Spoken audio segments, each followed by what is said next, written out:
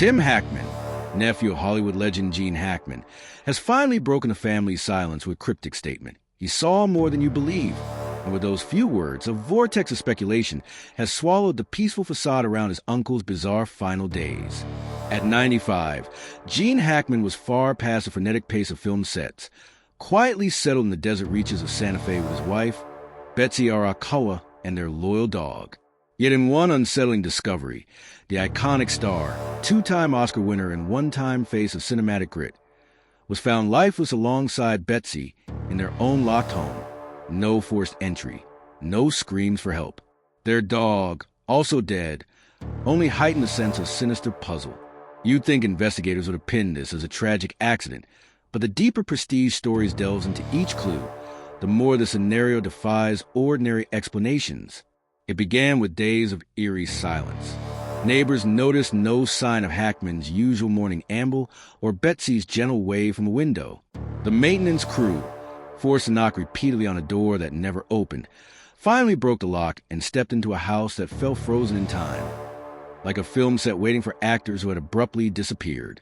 There, on the cool adobe flooring, lay Gene and Betsy, their dog only a short distance away, all of them devoid of obvious trauma. The Santa Fe police, confronted with a scene so still it might have been staged, insisted there were no signs of foul play, but quickly hedged as toxicology reports offered no conclusive cause. This vacuum of clarity became the perfect breeding ground for chilling theories. Some whisper of lethal toxins capable of erasing any residue. Others suspect a carefully choreographed double death to hush up secrets Gene Hackman was rumored to harbor from his heyday in Hollywood. That's exactly where Tim Hackman steps in. His single, haunting line has left fans wondering if the star had stumbled on material so explosive that, at his advanced age, he became a liability. Someone who'd seen more than you believe. Could it be that unseen forces orchestrated an exit so quiet and accidental that it left no direct evidence of murder? Or did the beloved couple choose a mutual departure, a final stand away from prying eyes, free of the demands that once forced a chasm between Gene Hackman and his own children? When you consider Hackman's storied career, rife with tough guy roles and cameo-laden friendships, it's not impossible to imagine he gleaned knowledge of Tinseltown's murkiest corners. Prestige Stories, your trusted gateway to unearthing Hollywood's locked-away histories, has sifted through rumors of a hidden ledger rumored to contain hush-hush dealings, payoffs, and old-time mob connections. Was Hackman, in quieter moments, compiling notes for an exposé or personal memoir, only to realize the danger of releasing it? The tidiness of the final scene, where even the dog's body shows no sign of distress, underscores a level of control that is both chilling and improbable. Meanwhile, Tim Hackman's refusal to clarify his words. Did his uncle know too much about backroom deals, or about the manipulations powerful studios once used to crush dissent? Only magnifies the tragedy. Within the family, tension seethed for decades. Gene's children from a previous marriage rarely visited, often citing distance or discomfort. Betsy, though by all accounts kind and gentle, increasingly shunned the outside world as Hackman's health waned. Some in the local area recall hearing her tearful voice on the phone, possibly with Tim, or see her pacing the porch at odd hours. Could fear have gnawed at her day by day, culminating in the silent disappearance of two souls who seemed at once ready to vanish and desperate for closure? Prestige Stories has pieced together contradictory sightings. A neighbor claimed to have seen an unfamiliar vehicle leaving Hackman's property at twilight on multiple evenings before the couple was found, but the license plate was never traced. Another swears they heard frantic barking cut off abruptly one night. Yet official statements remain vague, leaving a swirl of confounding details.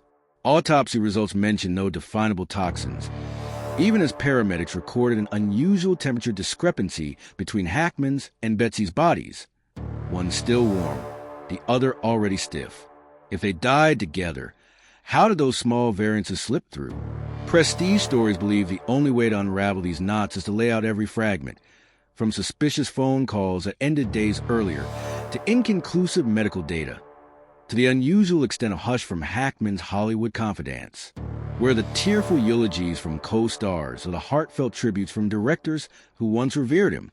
Aside from perfunctory statements, it's as if the film industry collectively turned the page, as though this quiet tragedy was safer left unexplored. Did the man who conquered box offices and award ceremonies lose his final act to a cloak and dagger scheme? Or did an exhausted icon, overshadowed by regrets and unhealed family rifts, take a private route out of life? That question became central when Tim Hackman uttered his cryptic line. He saw more than you believe. The nephew refuses to elaborate, fueling talk that perhaps old diaries or hidden tapes remain undisclosed. Could they detail behind-the-scenes blackmail, hush money, or exploitive Hollywood clubs that bury inconvenient truths? Investigators, if they found anything tangible, have not released it. Equally mysterious is how the family remains split in their opinions, some calling a heartbreak, others suspecting an external push.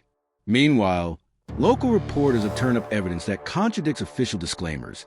A rumor that a visitor from Los Angeles arrived a week before, that a housekeeper glimpsed a figure wearing gloves in the hallway.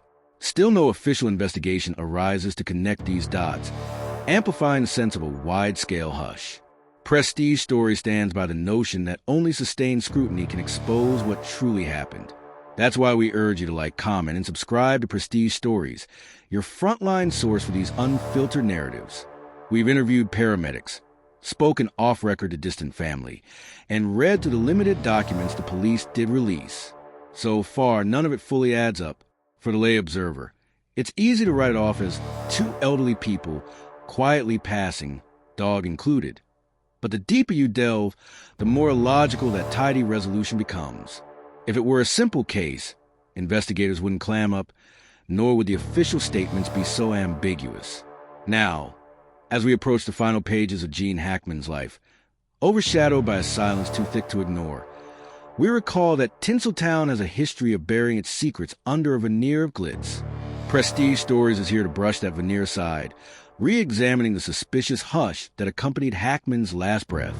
Meanwhile, Tim Hackman's statement points us down a path where real and rumor blend dangerously. Maybe Gene knew certain deals in the 1970s. Maybe he planned to reveal them. Maybe he was simply a casualty of old regrets. No matter the truth, the rigid closure of the case, like an indifferently latched door, seems out of tune with a life that deserved far more celebration and explanation.